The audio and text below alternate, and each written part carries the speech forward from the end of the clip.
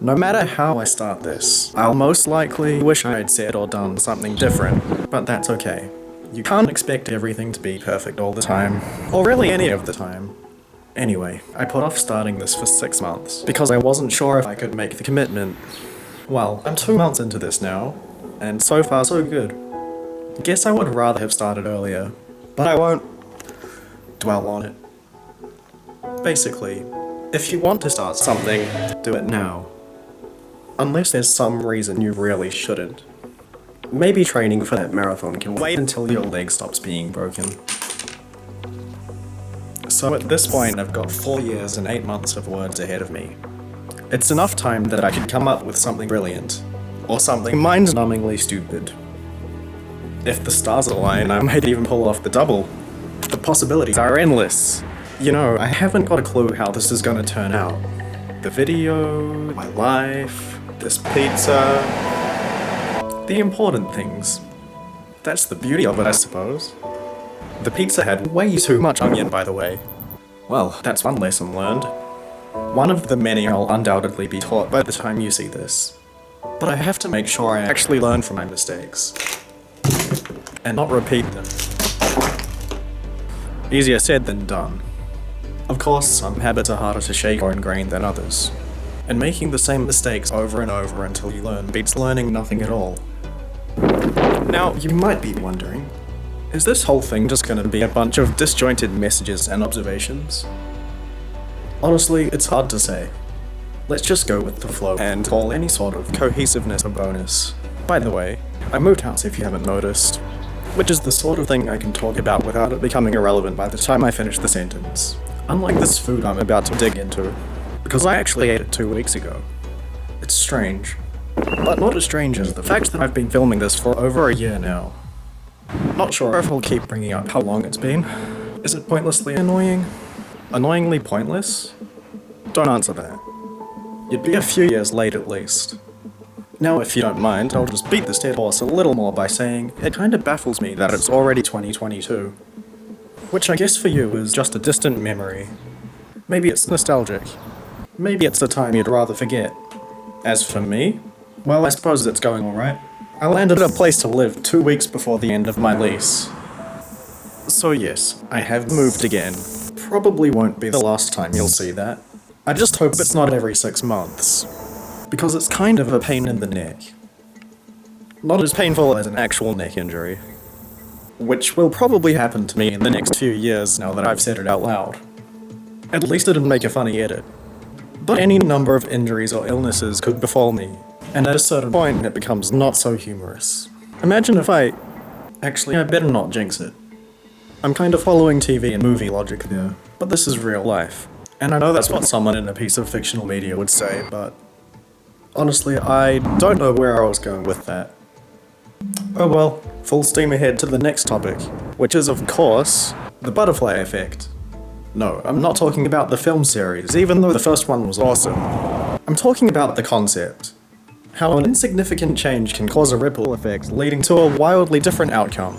I was thinking about this because I realized this whole thing could have gone any number of ways if I simply started it another day.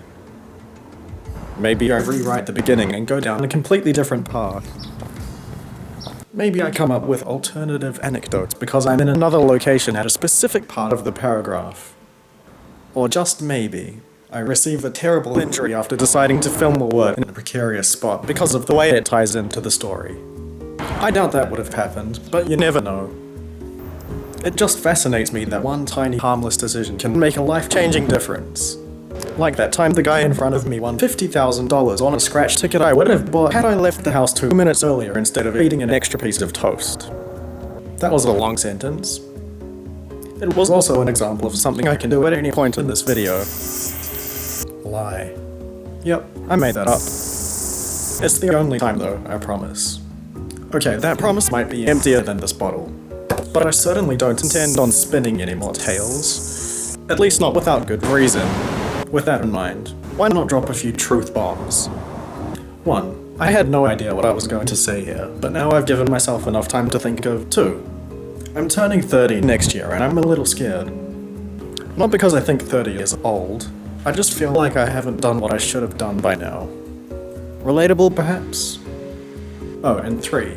This is the third longest video project I'm currently working on.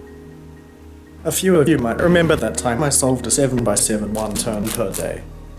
I'll admit right now, I'm not doing that with a bigger cube. Imagine if I was secretly solving a 9x9 for the last 4 years. But here's what it really is. I scrambled a Rubik's Cube in early 2015, memorized it, put it in a box, and will hopefully solve it blindfolded in 2025. As you may have noticed, that's in the past.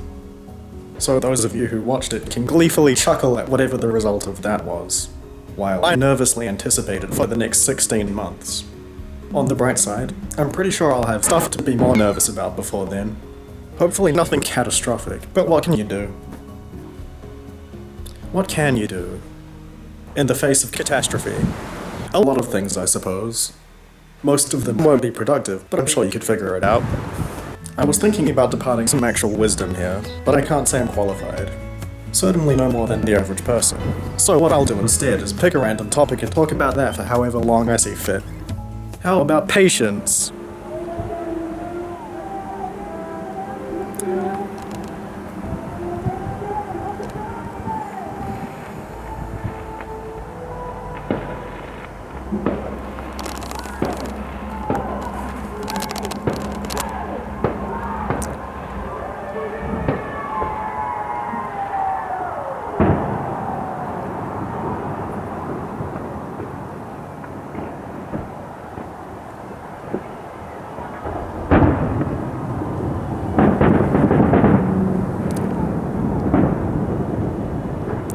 You waited patiently for me to continue.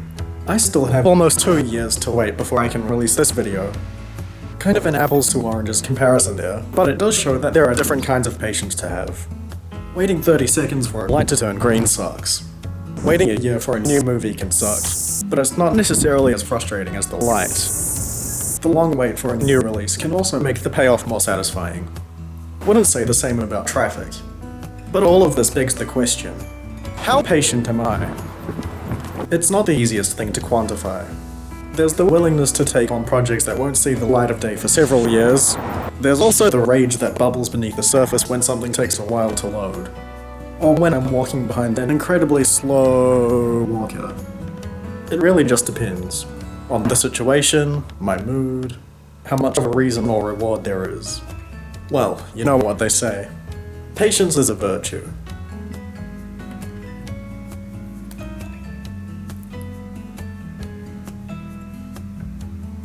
That's why it's admirable how politely you waited for this sentence. The fact that I did the same exact joke a minute ago and you let it slide is even better. Man, all I've done this year is talk about patience. And it's already August. Well, that's not all I've done, but in the context of this video, it pretty much is. It feels fitting at least, waiting for me to stop going on about waiting. But I'm through with that. Now, let's just chill for a second and appreciate these cats.